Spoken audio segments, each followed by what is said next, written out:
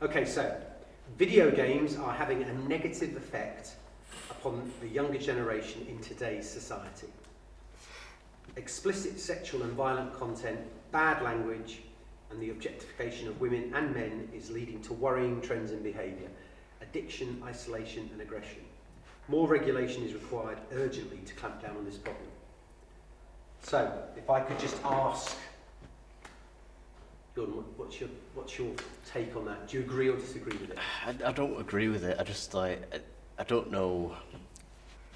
For one, I don't even know where they're getting like this information from. You know, like from studies or whatever. But it's often the same thing that comes from film and TV. Yeah, I just don't really see any strong evidence against it. Like you don't hear it being said against films or anything like that. You know, it's always. Well, you do sometimes, yeah. Yeah. But essentially, you don't agree with it, and you just think it's. Yeah, I don't agree with it. No. I think there's a lot more variables to it. Like, I feel like it depends on the person, but I don't agree with what they're saying. Also, it depends on the game, I presume, as well, doesn't it? Because Peppa Pig's not going to cause the same problem, is it? A lot of people said in the last one they felt very strongly, even if it was causing bad things to happen, it's down to the individual and personal responsibility. You know, you should know when things are right or wrong.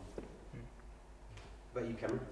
Well, yeah, I sort of agree with that because the people that cause violence, they straight away say it's to do with video games when it clearly isn't, because they could have like mental conditions, whereas like millions of other people that play the same games don't have the same issues and don't turn out violent.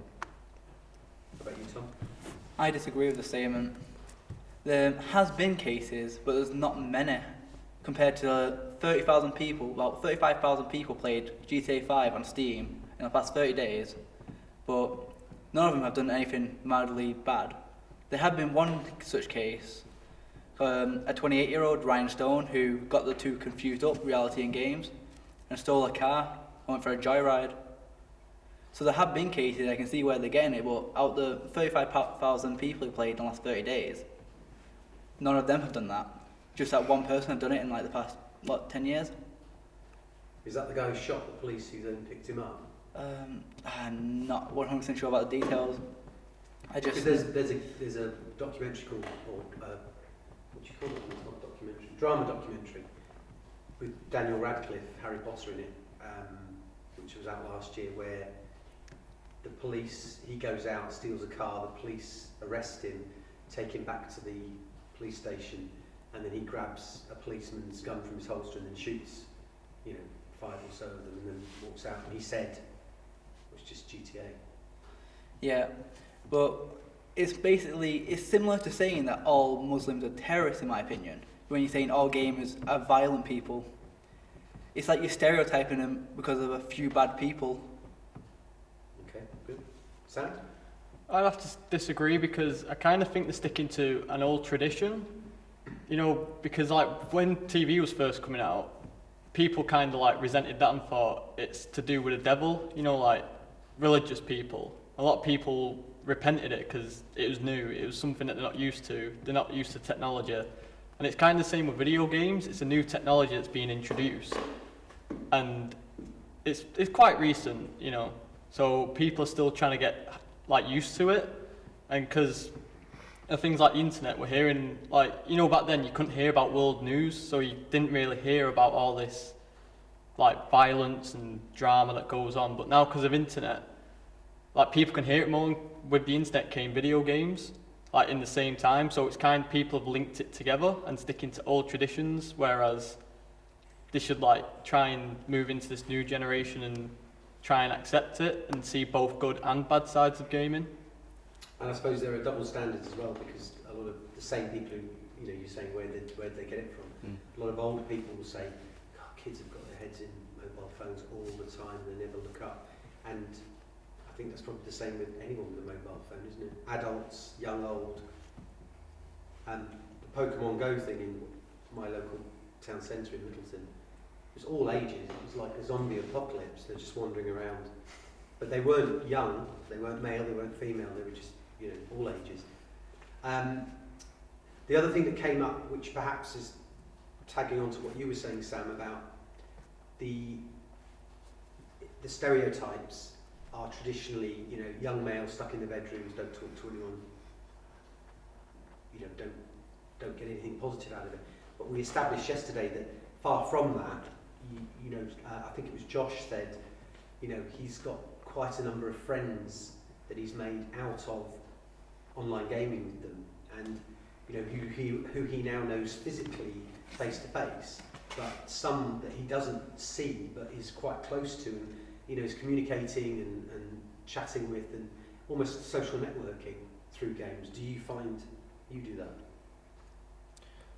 Well, yeah, it's like, say with team games, you can talk to people and communicate with them over, you know, headset, things like that, and you can make friends through that as well. So it's not just a matter of getting out the bedroom and going to talk to people in real life as well. So Yeah. Do you online game? I do a lot. You can obviously meet some bad people, but you can meet a good few friends. Like I've made one from Sweden. I played with him for like 2 years. So that's a regular. Yeah, like every day we play. How about you, Cameron? Do you play? Not occasionally, just a couple of times with my mates on FIFA. But mostly I just play story modes because I find them more interesting, whereas online gaming can get a bit repetitive after a while. And story mode keeps things fresh with like new missions and that. So something that came up yesterday was that somebody said it was negative but creative. I think we were talking about GTA. Creative, what's the term? Creative and freedom. And I thought that was interesting. They were saying it's bad, but we're being creative and it gives us freedom. And it seemed to me that creativity and freedom are quite positive things. And if you're doing it in a virtual world, then yes, you might be stealing cars and running people over and what have you, but it's like you said, story mode keeps things fresh, keeps it interesting. You know, it's not just about shooting things, is it? Shooting ducks on the line. It's, you know, you want to solve problems, you want to find things out. Okay, anything else? Would you say then that's just as you really said, it's just a badly phrased or ill-informed statement? Yeah, I say more ill-informed. It's like there's a lot of people playing these games, and not that many actually take it out in the real world. It's the difference between knowing what's fake and knowing what's real, which isn't exactly a hard thing to do. No, and should be down to the individual. Pretty much. Okay. I was just going to add that there have been studies where they've looked at sort of neurological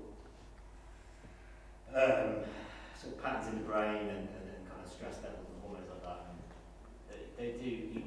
you are raising the stress levels. But the thing that, in my mind, as a gamer that plays quite violent, graphic, and occasionally horrific games, and why I would do that. But then you look at something like a football match, and you look at like people rioting as a consequence of that. You know, again, it's the context of. I mean, I can hear my next door neighbour shouting and screaming to the wall at me every time Man City play. Do you know what I mean? I mean, that's he sounds more hyped up and angry than I do, running around chopping people's heads off with machetes for like, you know, an hour and a half, whatever long I spend doing that. You know. And then I don't go to the pub afterwards and have to cause a fight. Yeah. Is that a positive negative? Well, yeah, no, that's interesting. Yeah.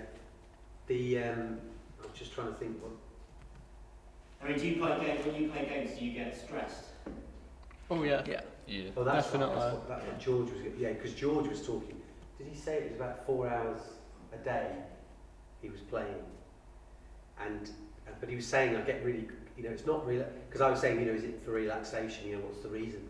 He said, well, it's not really relaxing because you're getting really.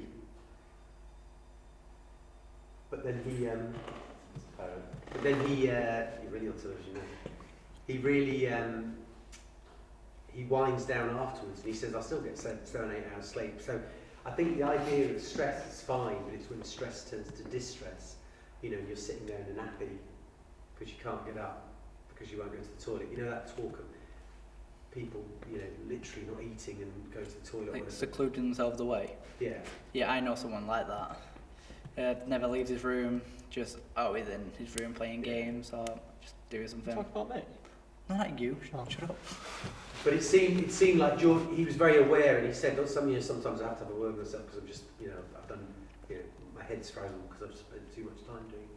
So it goes back to that thing about, you know, it should be down to the individual. You know, you need to, as you said, it shouldn't be that hard to have a little bit of equilibrium. And if you haven't got that, like you said, Cameron, the problem is probably that you've got some mental health issues that would manifest themselves in another way, you know.